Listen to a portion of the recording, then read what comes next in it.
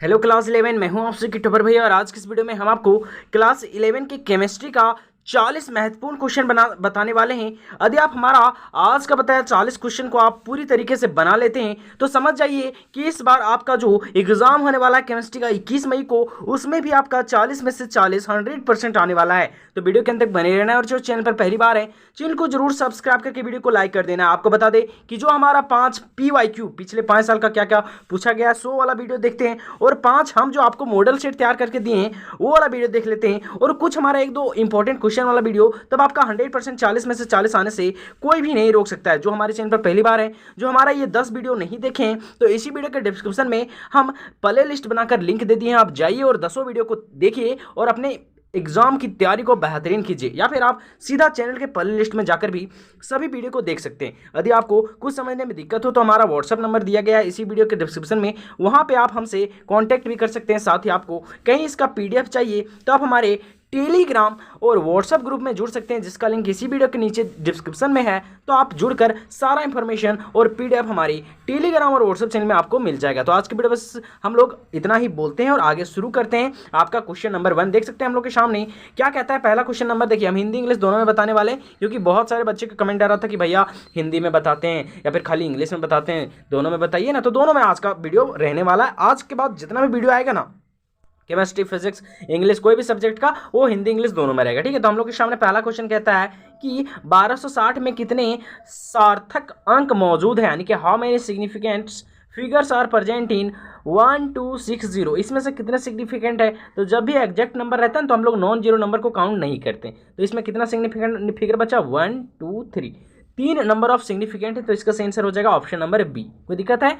दोनों को समझ में आ रहा है हिंदी इंग्लिश वाले। अगला क्वेश्चन देखिए, कहता है कि CH3COOH का मूलानुपाती सूत्र है, यानी कि the empirical formula of compound CH3COOH, यानी कि हमको पूछ रहा है CH3COOH का इंपेरिकल फॉर्मूला यानी कि मूलानुपाती सूत्र। तो कैसे हम लोग निकालेंगे, तो देखिए यहाँ पे हम लोग गिनेंगे। कार्बन हमारा कितना है, तो 1 2 है ना, 2 कार्बन है क्या, चलो 2 कार्बन। हाइड्रोजन गिनेंगे, कितना हाइड्रोजन है, 3 और 1 4, 4 हाइड्रोजन। चलिए बहुत अच्छा। देखिए जो हमारा रेगुलर वीडियो देख रहे हैं ना, इसमें से हमको लगता है कि 20-25 क्वेश्चन उससे आराम से बन जाएगा, है ना। बाकी कुछ क्वेश्चन स्पेशल होने वाला है, तो आपको हर एक वीडियो जितना हम दे रहे हैं आपको बस उतना देखते जाना है।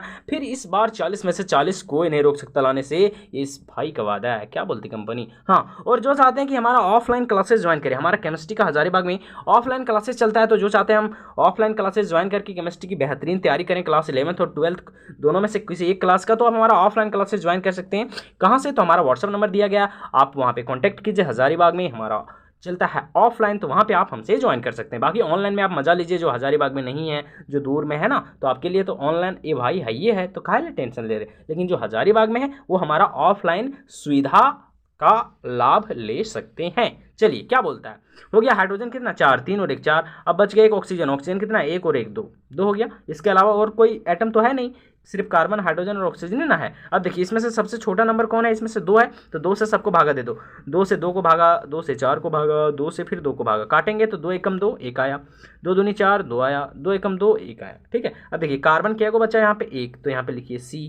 हाइड्रोजन क्या बचा 2, तो लिखिए H2। और ऑक्सीजन क्या को बचा 1, तो लिखिए O। तो बन गया CH2O। समझ में आया कैसे किए सो। चलिए तो इसका सही आंसर होगा CH2O। CH2O option number D हमारा क्या हो जाएगा, सही हो जाएगा। दूसरे को कोई दिक्कत है समझने में। चलिए हम लोग के सामने तीसरा नंबर क्वेश्चन कहता है कि यदि आपके पास 1.5 m कहने का मतलब होता है मोलैरिटी, यानी कि मोलरता। NaCl है उसका 300 ml है ना, 1.5 m NaCl का 300 ml है आपके पास। ठीक है, तो कहता है कि आप 4.5 m NaCl में कितने ml बना सकते हो, यानी कि if you have 300 ml of 1.5 molarity NaCl, यानी कि NaCl का मोलैरिटी आपके पास 1.5 है और तब आपके पास कितना उसका वॉल्यूम होता है 300 ml। तो कहता है कि आपके पास क्या मोलैरिटी 4.5 हो, तब आपके पास कितना जो होगा वो वॉल्यूम होगा किसका, NaCl का। तो बहुत सिंपल है, आप आराम से देखना है ना। तो इसका हम लोग डायरेक्ट आपको फॉर्मूला बता देते हैं। जब भी ऐसा क्वेश्चन आएगा तो हम लोग इसमें फॉर्मूला लगाते हैं M1 B1 = M2 B2। ठीक है, यहाँ पे M है हमारा मोलैरिटी है ना, क्या है मोलैरिटी, हमको एक मोलैरिटी M1 इसको मान लेंगे, दूसरा मोलैरिटी हमको यहाँ दिया देखिए 4.5 M2 इसको मान लेंगे, ठीक है। V1 यहाँ होता है हमारा वॉल्यूम, और वॉल्यूम ही दिया है यहाँ पे देखिए 300 ml हमको एक वॉल्यूम दिया है, और हमको V2 पूछ रहा है ना, तो हमको पूछ रहा है कि आपका V2 क्या होगा, तो हमारा V2 निकालेंगे यहाँ पे। अब देखिए M1 और M2 बैठेंगे, M1 का वैल्यू हम लोग का कितना है यहाँ पे मोलैरिटी 1.5, चलो 1.5 कोई दिक्कत, इनटू वॉल्यूम, वॉल्यूम पहला वॉल्यूम कितना है 300 ml, चलो ठीक है, इक्वल टू M2 हमारा कितना है 4.5 इंटू V2 निकालना है, तो हमको V2 यहीं छोड़ देते हैं। अब हमको V2 निकालना है तो ये गुना में, तो इधर आएगा भागम हो जाएगा, तो यहाँ पे बचेगा 4.5। कोई दिक्कत है यहाँ तक समझने में? देखिए ये पॉइंट यहाँ से हटेगा डायरेक्ट खत्म हो जाएगा, और ये पॉइंट यहाँ से हटेगा ये भी खत्म हो जाएगा, क्योंकि दोनों एक एक डिजिट के बाद है। अब काटेंगे 15 एकम 15, काटेंगे 15 तिया 45, 3 से कटा, अब 3 है और ऊपर में है 300, तो 3 एकम 3 और 3 100 बार में कटेगा 300, तो हमारा फाइनली आ गया, हमारा जो V2 आ गया वो कितना आ गया 100 ml। तो इसका सही आंसर क्या हो जाएगा आपका ऑप्शन नंबर ए। कोई दिक्कत है समझने में? बहुत ईजी है ना। देखिए आपको नहीं समझ में आया तो कमेंट कर सकते हैं, लेकिन ये बहुत ईजी है, आपको डायरेक्ट फॉर्मूला याद रखना है। कॉन्सेप्ट हम क्लास में बताते हैं कि ना, अभी आपको बताएंगे तो बहुत ज़्यादा समय लग जाएगा। आपको जब भी ऐसा क्वेश्चन आएगा तो आपको फॉर्मूला लगाना है वही वाला। चलिए 4 नंबर क्वेश्चन क्या बोलता है, कहता है निम्नलिखित में से किसमें परमाणुओं की संख्या सबसे अधिक है, यानी कि विच of the following will have largest number of atom, यानी इन चारों में से सबसे ज़्यादा नंबर ऑफ एटम किसके पास है। हम अपने भी मॉडल पेपर में इस क्वेश्चन को डाले थे, तो सबसे ज़्यादा नंबर ऑफ एटम निकालने के लिए हम लोग आपको बताएं कि मोल हम लोग निकालते हैं, है ना। तो इसका मोल निकालेंगे, इसका गिवन मास 1, EU का जो मोलर मास होता है आपका वो होता है आपका 108, कितना होता है 108, चलो ठीक है, ये हो गया इसका मोल। सोडियम का गिवन मास 1, इसका मोलर मास होता है 23 मतलब 23, तो ये 1/23। लिथियम का एटॉमिक नंबर होता है 1, इसका जो आपका मतलब गिवन मास है इसका 1, और इसका मोलर मास होता है हाइड्रोजन लिथियम, तो इसका होता है 7, ठीक है, कितना होता है 7, चलो इसका हो गया। यहाँ पे Cl2 है 1 ग्राम, तो गिवन मास 1 ग्राम और इसका मोलर मास हो जाएगा 35.5, तो हो गया इसका 71, चलो ठीक है। अब इसमें से देखेंगे सबसे ज़्यादा मोल किसका है, जिसका ज़्यादा मोल होगा उसमें ज़्यादा नंबर ऑफ एटम होगा, तो हमको लगता है सबसे ज़्यादा मोल इसका है, क्योंकि यहाँ पे देखिए 1 को भागा देना है मात्र 7 से ही, और यहाँ पे 1 को भाग देना है 23 से, समझ में आ रहा है ना। यानी कि 1 का 108 भाग करेंगे, 1 का 23 भाग करेंगे, 1 का 7 भाग करेंगे, और 1 का 71 भाग करेंगे, तो ज़्यादा हिस्सा किसको होगा, जिसमें 7 भाग करेंगे ना। तो इसका सही आंसर क्या हो जाएगा आपका 1 ग्राम लिथियम, इसमें से सबसे ज़्यादा नंबर ऑफ एटम होता है। कोई दिक्कत है? अगला क्वेश्चन देखिए आपके सामने, ये भी क्वेश्चन हम करा चुके हैं। क्या बोलता है क्वेश्चन नंबर 5, कहता है कि 35 है इसका एटॉमिक नंबर किसका, Br यानी ब्रोमीन का, और इसका एटॉमिक मास है 80। कहता है इसमें से इलेक्ट्रॉन, प्रोटॉन और न्यूट्रॉन की संख्या हमको गणना करना है, कितना होगा, यानी कि calculate the number of electron, proton and neutrons, किसमें, तो ब्रोमीन में, है ना। ब्रोमीन में नंबर ऑफ प्रोटॉन, इलेक्ट्रॉन और न्यूट्रॉन कैसे आराम से हमको कलेक्ट करना है। हमको लिखा है Br, जैसा आपको कॉन्सेप्ट बता रहे हैं बस उसको ध्यान में रखना है। नीचे होता है एटॉमिक नंबर जिसको डिनोट करते हैं Z से, ठीक है।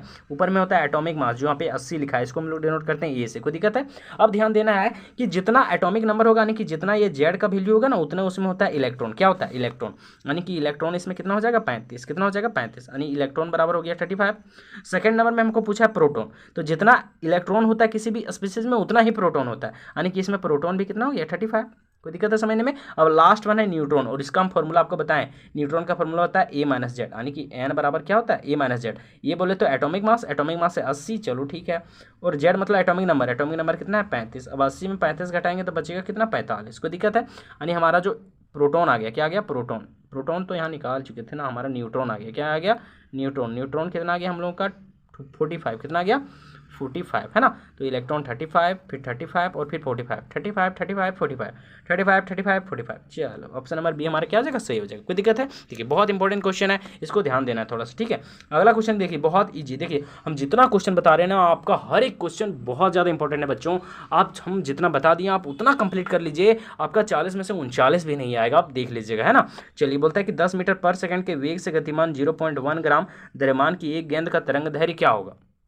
यहाँ आपको हमको तरंग दैर्घ्य पूछ रहे हैं। तरंग दैर्घ्य बोले तो तरंग दैर्घ्य मतलब क्या होता है वेवलेंथ, है ना। यानी कि हिंदी में हम लोग पढ़ते हैं, बोलता है what will be the wavelength of a ball of mass 0.1 kg with moving velocity 10 metre पर सेकेंड, है ना। यानी कि उसका वेलोसिटी कितना है 10 मीटर पर सेकेंड। तो बोल रहा है इसका वेवलेंथ क्या होगा। देखिए पे आपका दिया है, हमको पूछ रहा है कि लैम्बडा का वैल्यू, और दिया है मास, और दिया है वेलोसिटी। अब देखिए यहाँ पे हम लोग लैम्बडा का वैल्यू यानी कि वेवलेंथ का वैल्यू हम लोग यहाँ पे जो पूछ रहे हैं वो पूछ रहे हैं डी ब्रॉगली वाला वेवलेंथ। कौन सा वेवलेंथ पूछ रहा है? De Broglie wavelength. क्योंकि देखिए जब भी आपको मास दिया रहेगा और वेलोसिटी, यानी कि जब भी एम यानी कि मास और भी दिया रहेगा, तो हम लोग हमेशा लगाएंगे किसका, डी ब्रॉगली का प्रिंसिपल। और डी ब्रॉगली के प्रिंसिपल से हम लोग क्या निकालेंगे, हम लोग वेवलेंथ।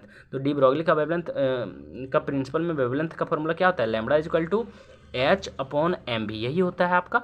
H जहाँ पे होता है प्लांक्स कांस्टेंट, जिसका वैल्यू होता है 6.62 और होता है कुछ, लेकिन इतने हम शॉर्ट में लिखते हैं 10⁻20, कितना होता है 6.62 इंटू 10⁻³ -34 है ना, कितना होता है -34 है ना, थोड़ा पसीना आ रहा है इसलिए लिखा नहीं रहा, कितना होता है 34, 6.62 इंटू 10⁻⁻34, कोई दिक्कत है समझने में। ये होता है एच का वैल्यू, एम मास है हमारा कितना 0.1 kg और हमारा वेलोसिटी कितना 10 मीटर पर सेकंड। तो सारा वैल्यू यहाँ पे बैठा देंगे, आराम से लिखते हैं हम, ठीक है, थोड़ा छोटा लिखते हैं ताकि सोल्यूशन हो जाए। लैम्बडा इक्वल टू ऊपर एच का वैल्यू 6.626 होता है इंटू 10⁻⁻34 और नीचे एम भी, मास कितना है 0.1 इंटू वेलोसिटी कितना है 10। कोई दिक्कत है, आप 10 से इसको यहाँ पे गुना करेंगे तो ये खत्म हो जाएगा वैसे पॉइंट, तो यहाँ सिर्फ बचेगा 1।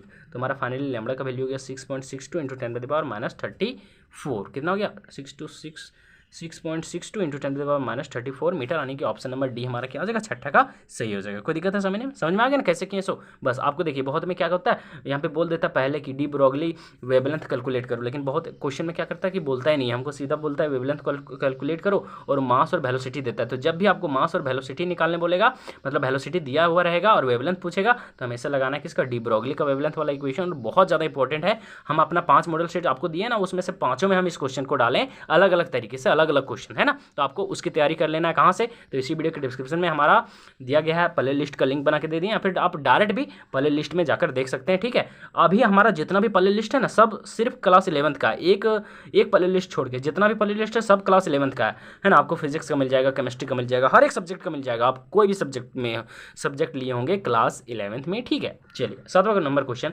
कहता है कि हाइड्रोजन स्पेक्ट्रम में विद्युत चुंबकीय स्पेक्ट्रम के दृश्य क्षेत्र में दिखाई देने वाली रेखाओं की श्रेणी, यानी कि the series of line in the hydrogen spectrum which appear in the visible region of electromagnetic spectrum, यानी कि पूछ रहा है कि जो आपका हाइड्रोजन होता है, क्या होता है आपका हाइड्रोजन, उसका स्पेक्ट्रम बनता है, हाइड्रोजन का स्पेक्ट्रम बनता है, तो उसमें से कौन ऐसा सीरीज होता है, कौन ऐसा लाइन होता है जो हमको दिखाई देता है, तो आपको का बाल्मर सीरीज दिखाई देता है ना।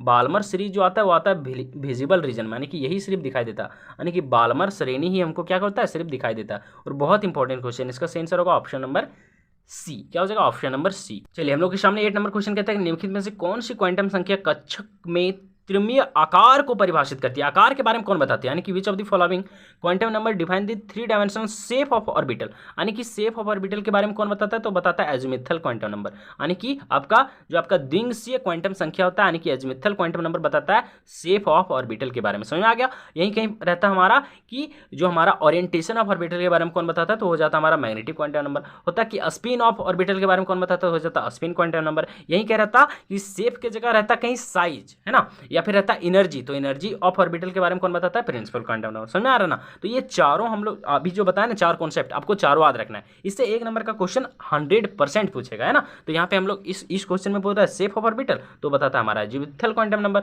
उसको डिनोट किससे करते हैं, एल से। कोई दिक्कत है, चलिए तो इसका सही आंसर हो जाएगा आपका ऑप्शन नंबर बी। अगला क्वेश्चन देखिए 9 नंबर क्वेश्चन क्या कहता है, कहता है कि मुख्य क्वांटम संख्या n बराबर 3 से संबंधित कक्षकों की कुल संख्या क्या होती है, यानी कि which is the total number of orbitals associated with principal quantum number n is equal to 3, यानी कि n का वैल्यू कितना है 3, यानी कि प्रिंसिपल क्वांटम नंबर का वैल्यू कितना है 3। तो कहता है इसमें टोटल नंबर ऑफ ऑर्बिटल्स जो होंगे वो कितने होंगे, तो इसका फॉर्मूला डायरेक्ट होता है n स्क्वायर। क्या होता है n स्क्वायर, हम लोग जब भी नंबर ऑफ ऑर्बिटल्स निकालते हैं तो उसका फॉर्मूला होता है n स्क्वायर, यानी कि 3 का स्क्वायर, और 3 का स्क्वायर हो जाएगा कितना 9, यानी कि हमारा जो n का वैल्यू 3 होगा, यानी कि थर्ड ऑर्बिट में जो ऑर्बिटल्स की संख्या होगा कितना हो जाएगा 9 हो जाएगा। तो इसका सही आंसर क्या होगा ऑप्शन नंबर डी। कोई दिक्कत है, 9 का सही आंसर आपका क्या हो जाएगा ऑप्शन नंबर डी। देखिए हम पूरा एक्सप्लेन करने का प्रयास करते हैं जहां से जितना ज्यादा हो सके, ठीक है। हिंदी वाले समझ में आ रहा है ना क्या बोलना चाह रहे हैं। सो चलिए अगला क्वेश्चन देखिए 10वां नंबर क्वेश्चन बोलता है निम्नलिखित में से कौन सी स्पीसीज CH4 के साथ सम आयनी, यानी which of the following species is iso electronic with CH4, यानी CH4 के साथ इन चारों में कौन आइसो इलेक्ट्रॉनिक है, यानी जितना इलेक्ट्रॉन CH4 में है उतना ही इलेक्ट्रॉन इन चारों में से किसके पास है। तो हम लोग पहले पता करते हैं कि CH4 में कितना हमारा इलेक्ट्रॉन है, तो देखिए कार्बन है हमारा, कार्बन में होता है कितना इलेक्ट्रॉन, तो जितना होता है एटॉमिक नंबर, तो कार्बन का एटॉमिक नंबर होता है 6, तो इसमें होगा 6 इलेक्ट्रॉन। अब हाइड्रोजन का एटॉमिक नंबर होता है 1, तो इसमें रहेगा 1 इलेक्ट्रॉन, लेकिन है 4 हाइड्रोजन तो होगा 4 इलेक्ट्रॉन, यानी इसमें टोटल कितना हो गया आपका 10 इलेक्ट्रॉन। कोई दिक्कत है, आप देखिए सोडियम में का एटॉमिक नंबर 11 होता है, तो इसमें 11 इलेक्ट्रॉन, ये तो होगा नहीं आइसो इलेक्ट्रॉनिक। आर्गन का एटॉमिक नंबर होता है 18, तो इसमें होगा 18 इलेक्ट्रॉन, तो ये तो होगा नहीं, इसमें कितना होगा 18 इलेक्ट्रॉन, तो ये भी होगा नहीं, हमको 10 इलेक्ट्रॉन चाहिए। देखिए नियोन है ना। नियॉन का एटॉमिक नंबर कितना होता है 10, तो इस नियॉन का एटॉमिक नंबर कहीं मान लेते हैं 10 होता है, तो इसमें जितना इलेक्ट्रॉन है उतना ही इलेक्ट्रॉन किसमें CH4 में, तो आइसो इलेक्ट्रॉनिक कौन होगा CH4 के साथ नियॉन, यानी ऑप्शन नंबर हमारा सी क्या हो जाएगा सही हो जाएगा। कोई दिक्कत है समझने में यहाँ तक। चलिए 11 नंबर क्वेश्चन देखिए क्या बोलता है, कहता है कि FON यानी कि कहने मतलब फ्लोरीन, ऑक्सीजन, नाइट्रोजन और क्लोरीन में से किस तत्व की ऋणात्मक इलेक्ट्रॉन लब्धि एंथैल्पी सबसे अधिक, यानी कि आउट ऑफ FON बोले तो fluorine, oxygen, nitrogen and chlorine which element have highest negative electron gain enthalpy, तो सबसे ज़्यादा जो हाईएस्ट इलेक्ट्रॉन गेन एंथैल्पी है ना वो हो जाएगा क्लोरीन। क्या हो जाएगा क्लोरीन, और ये 2024 में यही क्वेश्चन पूछा गया था, ठीक है, बहुत इंपॉर्टेंट क्वेश्चन है। तो इसका सही आंसर हो जाएगा ऑप्शन नंबर डी। 11 का सही आंसर क्या होगा बाबू, ऑप्शन नंबर डी, ठीक है। चलिए हम लोग के सामने 12 नंबर क्वेश्चन है। देखिए ये क्वेश्चन आप पढ़िएगा ना तो बहुतों को बहुत डर लगेगा, लेकिन देखिए आपका ये भाई आपको कॉन्सेप्ट बता रहा है ना, एकदम कॉन्सेप्ट पर फोकस करना। क्या बोल रहा, कहता है निम्नलिखित में से किस स्पीसीज का आकार सबसे बड़ा और सबसे छोटा है। देखिए विच of the following species have the largest and smallest size. अब हम आपको ट्रिक बताते हैं कि हम लोग कैसे पता करेंगे कि किसका साइज बड़ा और किसका साइज छोटा है। तो यहाँ पे देखिए जिस पर प्लस साइन रहेगा और जिस पर माइनस साइन रहेगा, ठीक है, देखिए जितना ज्यादा प्लस रहेगा उसका साइज उतना छोटा रहेगा, साइज क्या रहेगा वो छोटा, जितना ज्यादा प्लस उसका साइज उतना छोटा। अब देखिए माइनस साइन में जितना ज्यादा रहेगा उसका साइज उतना बड़ा रहेगा, कुछ समझ में आया, यानी कि जिस पर जितना ज्यादा माइनस उसका साइज उतना बड़ा, जिस पर जितना ज्यादा प्लस उसका साइज उतना छोटा, है ना। तो इसमें हमको सबसे बड़ा चूज करना है, सबसे छोटा। तो इसमें हम लोग सबसे पहले बड़ा पूछ रहे हैं ना, तो सबसे पहले बड़ा निकालेंगे, उससे पहले हम लोग छोटा देख लेते हैं। तो सबसे छोटा कहने का मतलब कौन है कि जिस पर सबसे ज्यादा प्लस रहेगा उसी का साइज ना सबसे छोटा रहेगा। तो इसमें से सबसे ज्यादा प्लस किसका है, Al3+ के साथ, तो Al3+ का साइज क्या है हमारा सबसे छोटा हो जाएगा। क्यों, क्योंकि Al3+ के पास जो है वो सबसे ज्यादा प्लस है। तो सबसे छोटा साइज किसका, हमारा एल्युमिनियम 3+ का। सबसे छोटा साइज किसका है, एल्युमिनियम 3+ का।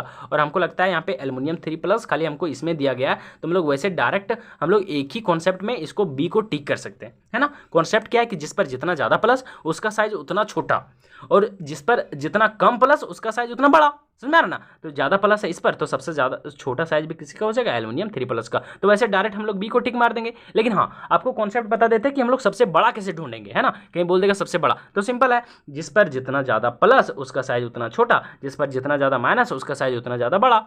कोई दिक्कत है। अब हमको इन दोनों में चूज करना है कि सबसे बड़ा कौन है। तो जाहिर सी बात है कि यहाँ पे जो प्लस वाला तो हमारा होगा नहीं कभी बड़ा, क्योंकि प्लस जैसे ज़्यादा लगेगा वो हमको क्या जाता है, वो हमारा साइज कम कर देता है। तो यानी कि Mg2+ से बड़ा साइज होगा Mg का, और Al3+ से बड़ा साइज होगा एल्युमिनियम का। अब देखिए मैग्नीशियम का एटॉमिक नंबर होता है 12 और एल्युमिनियम का एटॉमिक नंबर होता है 13। अब जैसे ही हम लोग 12 से इधर मतलब कि हम लोग लेफ्ट टू राइट जाते हैं ना, तो एटॉमिक साइज जो होता है वो घटता है। तो जाहिर सी बात है कि एल्युमिनियम से बड़ा साइज होगा किसका, मैग्नीशियम का, क्योंकि इधर वाला का साइज बड़ा रहेगा और इधर से इधर जाएगा तो क्या हो जाएगा, घटेगा। तो सबसे बड़ा साइज किसका हो गया, मैग्नीशियम का, और सबसे छोटा साइज वाला तो कॉन्सेप्ट बता ही दिए। तो यहाँ पे मैग्नीशियम देखिए सबसे छोटा और सबसे मतलब बड़ा, और सबसे छोटा कौन है, हमारा एल्युमिनियम 3+। तो इसका आंसर क्या होगा आपका ऑप्शन नंबर बी। कितना आसान है ना। तो बस आपको कॉन्सेप्ट से चलना है, जब तक आपका ये भाई आपको बिल्कुल भी नहीं डरना है। हिंदी वाले इंग्लिश वाले समझ में आ रहा है दोनों को। चलिए 13 नंबर क्वेश्चन क्या कहता है, कहता है कि डी ब्लॉक के तत्वों का बाह्य इलेक्ट्रॉनिक विन्यास है, यानी कि the general outer electronic configuration of D block element. ये भी हम आपको बता चुके हैं। इसका सही आंसर होगा ऑप्शन नंबर सी, यानी डी ब्लॉक एलिमेंट का जो electronic configuration general electronic configuration होता है n-1, यहाँ पे D 1 से 10 तक, और यहाँ पे होता है NS 1 से 2 तक। कोई दिक्कत है समझने में। तो ये इसका सही आंसर होगा, यानी कि ऑप्शन नंबर सी। और बहुत इंपॉर्टेंट क्वेश्चन है, यही क्वेश्चन 2024 में हूबहू पूछा गया था, है ना। चलिए अगला क्वेश्चन आपके सामने 14 नंबर क्वेश्चन क्या कहता है, 14 नंबर क्वेश्चन कहता है कि BeCl2 का द्विध्रुव आघूर्ण है, यानी कि डायपोल मोमेंट ऑफ BeCl2। देखिए BeCl2 यानी कि एक यहाँ पे Cl है और एक Cl यहाँ होता है, ठीक है। तो BeCl2 का जो डायपोल मोमेंट हो जाएगा वो हो जाएगा 0। क्यों हो जाएगा, क्योंकि इधर माइनस और इधर माइनस, एक यहाँ प्लस और एक यहाँ प्लस, तो ये आपस में कैंसिल कर देगा। तो इसका डायपोल मोमेंट कितना हो जाएगा, 0। तो इसका सही आंसर क्या हो जाएगा आपका 14 का ऑप्शन नंबर डी, है ना। यानी कि BeCl2 का जो द्विध्रुव आघूर्ण है वो कितना हो जाएगा, 0 हो जाएगा, क्योंकि ध्रुव बन ही रहा है, पोल बन ही नहीं रहा है, क्योंकि पोल कैंसिल हो जा रहा है। तो इसका सही आंसर आपका क्या हो जाएगा, ऑप्शन नंबर डी, ठीक है। चलिए अगला क्वेश्चन हम लोग के सामने 15 नंबर क्वेश्चन आराम से देखना है क्या कहता है। 15 नंबर क्वेश्चन यहाँ से है ना। 15 नंबर क्वेश्चन कहता है कि O2 का आबंध कोटि है, यानी कि दी बॉन्ड ऑर्डर ऑफ O2। आप कैसे पहचानेंगे O2 का बॉन्ड ऑर्डर क्या होगा, हम आपको लिखा दिए थे कि हम लोग देखेंगे नंबर ऑफ इलेक्ट्रॉन, है ना। देखिए यहाँ पे ध्यान देना आप, हम लोग देखते हैं 14 से। देखिए 14 जिसके पास इलेक्ट्रॉन है इसका बॉन्ड ऑर्डर होता है 3। कितना होता है, 3, ठीक है। देखिए इसलिए आपको ट्रिक से बताते हैं, कोई जरूरी नहीं है आपको कॉन्सेप्ट जानना, ठीक है। 14 जिसके पास इलेक्ट्रॉन रहेगा उसका बॉन्ड ऑर्डर कितना होगा, 3। अब हम लोग देखिए 14 से जैसे 15 तो आधा घटेगा तो हो जाएगा 2.5, फिर 16 जाएंगे तो और आधा घटेगा तो हो जाएगा 2, फिर 17 जाएंगे तो और आधा घटेगा तो हो जाएगा 1.5, कितना हो जाएगा 1.5, फिर और जाएंगे मतलब और जिसके पास 18 इलेक्ट्रॉन रहेगा, इधर लिख देते हैं, तो उसका और आधा घटेगा तो हो जाएगा उसका 1। ठीक है, आपको इतने ध्यान में रखना है। अब हम लोग देखेंगे कि O2 में हमारा कितना नंबर ऑफ इलेक्ट्रॉन है। तो देखिए ऑक्सीजन का एटॉमिक नंबर कितना होता है 8, तो एक ऑक्सीजन रहता है तो उसमें होता है 8 इलेक्ट्रॉन। यहाँ पे 2 ऑक्सीजन यानी O2 है तो उसमें हो गया 16 इलेक्ट्रॉन, यानी कि जिसके पास 16 इलेक्ट्रॉन होगा उसका बॉन्ड ऑर्डर कितना होगा 2। तो इसका सही आंसर क्या होगा, आपका बॉन्ड ऑर्डर इसका 2 हो जाएगा। कितना हो जाएगा 2, यानी कि आबंध कोटि कितना है 2। तो इसका सही आंसर देखिए 2 हमारा ऑप्शन नंबर बी में। ठीक, ये इसका ट्रिक है, आपको याद कर लेना है इसको। ठीक है, कोई जरूरी नहीं है कि इसका कॉन्सेप्ट क्या होता है, क्योंकि उसका कॉन्सेप्ट बहुत लंबा है, लंबा नहीं है लेकिन अभी आपको शायद समझ में नहीं आएगा, हम बताएंगे तो आप बस ट्रिक बता रहे हैं तो फिर कॉन्सेप्ट से क्या काम है, किसी को भी बना देंगे। चलिए इसका सही आंसर होगा ऑप्शन नंबर बी। 16 नंबर का कितना इंपॉर्टेंट क्वेश्चन कहता है जल के अणु का आकार है, यानी कि the shape of water molecule. देखिए जो वाटर मॉलिक्यूल होता है यानी कि वाटर यानी कि H2O, इसका शेप कैसा होगा तो आपको पता है। देखिए यहाँ पे ऑक्सीजन यहाँ रहता है, एक हाइड्रोजन यहाँ रहता है, एक हाइड्रोजन यहाँ रहता है ना, ये हो गया। इसके पास 2 लोन पेयर रहता है, कितना लोन पेयर होता है 2 लोन पेयर। अब इसका हम पूछ रहे हैं कि इसका आकार कैसा होगा, जल के अणु का आकार कैसा होगा। तो इसका जो सही आंसर हो जाएगा वो हो जाएगा बेंट हो जाएगा। कैसा आकार होता है इसका, बेंट आकार, यानी कि मुड़ी हुई है ना। देखो यहाँ पे मुड़ा हुआ है, ऐसे मुड़ा हुआ है कि नहीं, यहाँ पे ऐसे। तो इसका सही आंसर आपका क्या हो जाएगा, आपका वैसे नियम से होना चाहिए बेंट भी आकार का है ना। देखिए यहाँ पे भी बना रहा है, ऐसे मुड़ा हुआ भी, पूरा इसका एग्जैक्ट आंसर होगा बेंट भी, लेकिन कोई बात नहीं, यहाँ पे भी नहीं दिया तो बेंट तो दिया है ना। तो इसका सही आंसर हो जाएगा आपका ऑप्शन नंबर सी, यानी मुड़ी हुई। ठीक है, समझ में आ गया कैसे होगा सो। चलिए अगला क्वेश्चन देखिए आपके सामने 17 नंबर क्वेश्चन बोलता है CH4 में कार्बन का संकरण क्या है, तो यानी कि what is the hybridisation of carbon in CH4। Simple है, देखिए CH4 इसका स्ट्रक्चर होता है ऐसे, एक स्ट्रक्चर कोई जरूरी नहीं डायरेक्ट छाप देना है इसको। CH4 ऐसे होता है। ठीक है, अब सिंगल बॉन्ड में एक सिग्मा रहता है और डबल बॉन्ड में एक सिग्मा एक पाई रहता है। तो सिंगल बॉन्ड में 1 2 3 4 सिग्मा है, और हाइब्रिडाइजेशन का जो फॉर्मूला होता है, यानी इसके पास 4 सिग्मा है, स्टेरिक नंबर 4 है, और हाइब्रिडाइजेशन का फॉर्मूला होता है सिग्मा प्लस लोन पेयर है 0, सिग्मा कितना है 4, तो इसका स्टेरिक नंबर कितना आया 4, और जिसका भी स्टेरिक नंबर 4 आता है उसका हाइब्रिडाइजेशन होता है आपका S और 3 को P, तो 3 और 1 4 हो गया ना, तो sp3 हाइब्रिडाइजेशन। ठीक है, तो इसका सही आंसर क्या हो जाएगा आपका sp3, यानी ऑप्शन नंबर सी। कोई दिक्कत है, यानी CH4 में कार्बन का संकरण यानी कि हाइब्रिडाइजेशन कितना है आपका sp3 हाइब्रिडाइजेशन है ना। तो इसका जो 17 का सही आंसर आपका क्या हो जाएगा, आपका ऑप्शन नंबर सी हो जाएगा। 17 का सही आंसर आपका क्या हो जाएगा, ऑप्शन नंबर सी। कोई दिक्कत है, इसका एक ट्रिक से बता देते हैं कि जब भी कोई भी एलिमेंट, जैसे कार्बन के साथ हाइड्रोजन, जितना भी हाइड्रोजन है सब कितना बॉन्ड से कनेक्ट है, सब सिंगल बॉन्ड से, तो जब भी सिंगल बॉन्ड से कनेक्ट रहेगा ना तो उसको बोल देंगे हाइब्रिडाइजेशन है sp3। कितना है sp3। यहीं कहीं पे एक कोई एटम कहीं डबल बॉन्ड से कनेक्ट रहता है ना तो बोल देते हैं sp2 इसका हाइब्रिडाइजेशन है, लेकिन सारा है सिंगल बॉन्ड से तो बोल देंगे क्या है sp3। कोई दिक्कत है समझने में। चलिए अगला क्वेश्चन देखिए आपके सामने 18 नंबर क्वेश्चन क्या बोलता है, कहता है सभी तत्वों की एंथैल्पी उनकी संदर्भ अवस्था में होती है, यानी कि the enthalpy of all element in their standard state is, तो स्टैंडर्ड स्टेट में जो एंथैल्पी होती है वो एलिमेंट का 0 होता है, यानी शून्य होता है। तो ऑप्शन नंबर बी हमारा क्या हो जाएगा सही। और ये क्वेश्चन हमको लगता है 3 बार आपके फाइनल ईयर में पूछा जा चुका है। एक बार शायद ये 2019 में पूछा था, जो हमारा रेगुलर वीडियो देख रहे हैं उनको शायद पता होगा, और ये क्वेश्चन 2024 में भी पूछा गया है ना, तो बहुत इंपॉर्टेंट क्वेश्चन है। अगला देखिए 19 नंबर क्वेश्चन क्या कहता है, 19 नंबर क्वेश्चन कहता है कि एक प्रक्रम में समतापीय परिस्थितियों में होने के लिए सही स्थिति क्या है, यानी कि for the process to occur under isothermal condition the correct condition is. कहने का मतलब आइसोथर्मल में तो आपको सिखाएं ट्रिक से, आइसोथर्मल है तो थर्मल का पकड़ना है टी, यानी कि इसमें हो जाएगा डेल्टा टी आपका क्या हो जाएगा 0, किसमें आइसोथर्मल में, तो सही आंसर डेल्टा टी, हाँ सिर्फ टी नहीं, तो इसका सही आंसर क्या हो जाएगा आपका ऑप्शन नंबर सी। कोई दिक्कत है। लास्ट नंबर क्वेश्चन कहता है अभिक्रिया 2Cl से बन रहा है क्या आपका Cl2 बन रहा है। ठीक है, तो बोल रहा है कि इसके लिए डेल्टा H और डेल्टा S का चिन्ह जो होगा, यानी कि डेल्टा S बोले तो इंथैल्पी और डेल्टा S बोले तो आपका जो होता है S मतलब क्या होता है इंट्रोपी है ना, तो इंथैल्पी और इंट्रोपी का जो साइन होगा वो क्या हो जाएगा, तो 20 का जो आपका सही आंसर हो जाएगा ना वो हो जाएगा आपका 20 का सही आंसर। यहाँ पे देख सकते हैं दोनों नेगेटिव होगा, क्या हो जाएगा दोनों नेगेटिव है ना, तो ऑप्शन नंबर बी हमारा क्या हो जाएगा सही हो जाएगा। अब हम लोग चलते हैं, थोड़ा सा चेंज करते हैं क्वेश्चन का पैटर्न और चलते हैं हम लोग 21 नंबर क्वेश्चन की ओर। चलिए देख सकते हैं यहाँ पे 21 नंबर क्वेश्चन कहता है कि विच of the alkali metal give hydrated salt, यानी कि कौन सी क्षार धातु जल योजित लवण देती है, यानी कि हाइड्रेटेड साल्ट इन चारों में से कौन सा अल्कली मेटल देता है, तो इसका सही आंसर होगा लिथियम। ऑप्शन नंबर ए हमारा क्या हो जाएगा 21 का सही हो जाएगा। कोई दिक्कत है यहाँ तक समझने में। चलिए 22 नंबर क्वेश्चन क्या कहता है इन दी ऑर्गेनिक कंपाउंड, यानी कि एक ऑर्गेनिक कंपाउंड है, क्या है ऑर्गेनिक कंपाउंड, जिसका नाम यहाँ पे नीचे दे दिया, बोलता है कि the pair of hybridised orbital involve the formation of C2 और C3 बॉन्ड इज, है ना, C2 एंड C3 बॉन्ड में, है ना, यानी कि कार्बन यौगिक ये दे दिया नाम, और में C2 और C3 आबंध के निर्माण में प्रयुक्त संकृत कक्षकों का युग्म, यानी कि हमको पूछ रहा है हाइब्रिडाइजेशन C2 और C3 कार्बन का। अब C2 C3 कार्बन बोले तो हम लोग यहाँ पे नंबरिंग करेंगे, तो नंबरिंग किधर से, कहीं से भी कर सकते हैं, 1 2 3 4 5 6। तो इसमें C2 कार्बन कौन है, हमारा दूसरा कार्बन ये है, और तीसरा कार्बन हमारा कौन है, ये है। तो दूसरा कार्बन का हाइब्रिडाइजेशन और तीसरा कार्बन का आपको हाइब्रिडाइजेशन पूछ रहा है। तो हमको सिखाएं कि कहीं भी कार्बन हमको डबल बॉन्ड से कनेक्ट है, यहाँ पे डबल बॉन्ड से कार्बन कनेक्ट है ना, इधर सिंगल है और इधर डबल है, तो हम लोग प्रायोरिटी देते हैं ज़्यादा बॉन्ड वाले को। तो यहाँ पे कार्बन जो हमारा है वो डबल बॉन्ड से कनेक्ट है, किससे, डबल बॉन्ड से कनेक्ट है। और जब भी डबल बॉन्ड से कनेक्ट होता है तो अभी सिखाएं उसका हाइब्रिडाइजेशन कितना हो जाएगा, sp2। तो हमारा जो C2 है उसका हाइब्रिडाइजेशन कितना हो गया आपका, sp2। को दिक्कत है। अब उसके बगल वाला कार्बन देखिए, यहाँ पे तीसरा नंबर कार्बन किससे कनेक्ट है, हमारा सिंगल बॉन्ड से, इधर भी सिंगल है और इधर भी सिंगल है ना, तो दोनों जगह सब सिंगल बॉन्ड से कनेक्ट है। तो अभी आपको सिखाएं कि सिंगल बॉन्ड से कनेक्ट होता है तो उसका हाइब्रिडाइजेशन कितना होता है, sp3। यानी आपका C2 का हो जाएगा आपका sp2 और C3 का हो जाएगा कितना, sp3, यानी sp2 sp3 sp2 sp3। तो इसका आंसर क्या होगा आपका ऑप्शन नंबर सी। आपको ट्रिक से बता दिया, आपको कॉन्सेप्ट नहीं भी पता है, जो बिल्कुल नहीं भी पढ़े उसको टेंशन नहीं लेना है। आपका ये भाई है, आपके लिए जितना ज़्यादा मेहनत हो सकता है उतना ज़्यादा करेगा, चाहे आपको कैसे भी अपना दिमाग लगा के आपको याद करने के लिए सिखा देगा, लेकिन आप याद कर लीजिएगा, आप 40 में से 40 बना के आइएगा, ठीक है। बोलता है the graph between volume and pressure at constant temperature is called, यानी एक नियत ताप पर आयतन और दबाव के बीच में जो ग्राफ बनता है ना, उसको हम लोग कैसा ग्राफ बोलते हैं, तो उसको हम लोग बोलते हैं आइसोथर्मल ग्राफ, है ना, आइसोथर्म ग्राफ, है ना, यानी कि समतापीय वक्र, ठीक है, समतापी वक्र। तो 23 का जो सही आंसर आप लोगों का हो जाने वाला है वो आपका क्या हो जाएगा, ऑप्शन नंबर सी हमारा सही आंसर हो जाएगा। 23 का सही आंसर क्या होगा, ऑप्शन नंबर सी, यानी समतापी वक्र, यानी कि आइसोथर्म, ठीक है।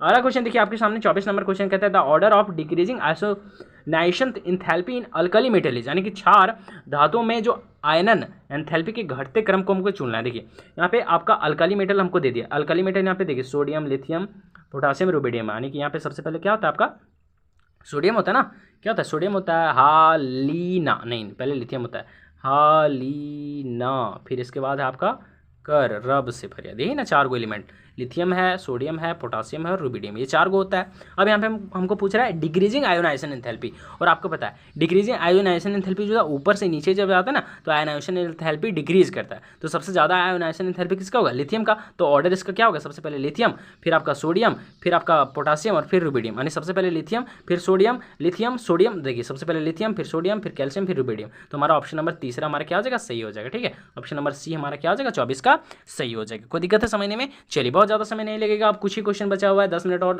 10 मिनट कहाँ लगेगा, 2 से 3 मिनट लगेगा, है ना। कहता है the shape of NH3 molecule, देखिए NH3 जो मॉलिक्यूल होता है ना, इसका जो शेप होता है ना उसको वो होता है हमारा ट्राइगोनल पिरामिडल, क्या होता है ट्राइगोनल पिरामिडल, है ना। बहुत जगह टेट्राहेड्रल लिखा रहता है लेकिन उसको टिक नहीं करना, टेट्राहेड्रल इसका शेप ओरिजिनल नहीं होता है, ठीक है। ओरिजिनल शेप जो होता है NH3 का वो होता है आपका कैसा, ट्राइगोनल पिरामिडल। कैसा होता है ट्राइगोनल पिरामिडल, ऐसे देखिए एन, यहाँ पे एक एच रहता है, यहाँ पे एक एच रहता है, यहाँ पे एक एन एच रहता है, यहाँ पे एक लोन पेयर रहता है, क्या रहता है एक लोन पेयर, ठीक है। तो इसका जो स्ट्रक्चर बनता है ना कुछ ऐसे बनता है, हाँ लगता है कि यहाँ पे एक ऐसा हमारा टेट्राहेड्रल, नहीं ये होता है हमारा ट्राइगोनल पिरामिडल। कैसा होता है ट्राइगोनल पिरामिडल, तो हम लोग यहाँ पे ऑप्शन डी को सही करेंगे ना, यानी कि ये पिरामिड जैसा इसका क्या होता है शेप होता है। कोई दिक्कत है समझने में, हाँ टेट्राहेड्रल को नहीं टिक करना, नहीं तो गलत हो जाएगा ना। तो इसका आंसर होगा ऑप्शन नंबर डी। चलिए इसलिए हम पहले बता देते हैं आपको। क्या कहता है 26 number question, the bond order of O2 is, अभी तो बता चुके हैं शायद, O2 की आबंध कोटि है, इसके पहले भी बताए थे ना वो क्वेश्चन नंबर में। O2 का बॉन्ड ऑर्डर कितना है आपका, ऑप्शन नंबर बी हमारा सही होगा, 2 है, कितना है 2। चलिए अगला क्वेश्चन देखिए आपका 27 नंबर क्वेश्चन कहता है कि ऐसा निकाय जिसमें निकाय, कहता है ऐसा निकाय जिसमें निकाय और परिवेश के बीच ऊर्जा और द्रव्यमान का कोई आदान प्रदान नहीं होता है उसे कहा जाता है, यानी which a system in which there is no exchange of energy और matter between system and surrounding, यानी सिस्टम और सराउंडिंग के बीच में ना ही एनर्जी का एक्सचेंज होता है और ना ही आपका मैटर का, यानी कि यहाँ पे कोई सिस्टम है, ठीक है। तो यहाँ पे हम लोग यहाँ पे एनर्जी भी इसके अंदर होगा, जैसे यहाँ पे हम लोग कुछ भरे हैं, ठीक है, तो यहाँ पे कोई मैटर हम लोग भर देंगे तो इस मैटर और यहाँ पे इसको पाइप कर देंगे तो इसके साथ क्या होगा आपका एनर्जी भी रहेगा और मैटर भी रहेगा और इसका एक्सचेंज यहाँ पे सिस्टम और सराउंडिंग के बीच में नहीं हो रहा है। तो इसको हम लोग बोलते हैं आइसोलेटेड सिस्टम। कैसा बोलते हैं आइसोलेटेड सिस्टम, यानी ऑप्शन नंबर डी हमारा क्या हो जाएगा सही, यानी कि विलगित निकाय। कैसा निकाय होता है विलगित निकाय, है ना। 28 नंबर क्वेश्चन कहता है कि विच of the following is correct mathematical equation, इसमें से बोल रहा है कि इसमें से कौन सही गणितीय व्यंजक है। तो इसका सही आंसर हो जाएगा इंटरनल, हाँ डेल्टा यू का वैल्यू देना, तो डेल्टा यू बराबर क्या होता है डब्ल्यू प्लस क्यू, यही ना होता है, यानी कि डेल्टा डब्ल्यू भी हो सकता है डब्ल्यू प्लस क्यू। तो हमारा ऑप्शन नंबर सी हमारा क्या हो जाएगा सही हो जाएगा, यानी इंटरनल एनर्जी वर्क डन और हीट का क्या होता है आपका, तो ये एक तरह का सम होता है ना। तो इसका आंसर होगा ऑप्शन नंबर तीसरा। अगला क्वेश्चन देखिए कहता है कि in given species which is one Lewis base, बहुत बार क्वेश्चन किया गया, दिए गए स्पीसीज में कौन हमारा लुईस क्षारक है, तो NH3। NH3 क्यों है, क्योंकि इसके पास लोन पेयर है। क्या है, लोन पेयर, और लोन पेयर या फिर नेगेटिव होता है तो वो साइन होता है किसका, मतलब वो दर्शाता है किसको, लेविस बेस को। ये बहुत बार हम आपको सिखाएं, तो इसका सही आंसर होगा ऑप्शन नंबर डी। तो हम लोग के सामने 30 नंबर क्वेश्चन कहता है कि what will be the conjugate acid of NH2- है ना, यानी कि NH2- के लिए संयुग्मी अम्ल क्या है, तो आपको पता है जब भी हमको पूछ रहा है कॉन्जुगेट एसिड तो हम बताएं आपको कि इसको मान लेंगे कॉन्जुगेट, मतलब इसको मानते हैं बेस, है ना। जब भी पूछेगा कॉन्जुगेट एसिड तो इसको क्या मानेंगे, बेस। यहाँ पूछता है कॉन्जुगेट बेस तो इसको क्या मानते हैं, एसिड, ठीक है। तो यहाँ पूछा कॉन्जुगेट एसिड तो हम लोग इसको क्या मानेंगे, बेस। क्या मानेंगे, बेस। और बेस बोले तो क्षारक मान लेंगे, तो क्षारक का काम क्या होता है, तो हाइड्रोजन को लेना, और जब भी NH में एक हाइड्रोजन ऐड होगा तो क्या बनेगा, NH और 2, तो एक यहाँ पे -2- था तो एक माइनस घटेगा तो बचेगा माइनस, यानी NH2-, ऑप्शन नंबर सी हमारा क्या हो जाएगा, यहाँ पे सही हो जाएगा। कोई दिक्कत है समझने में।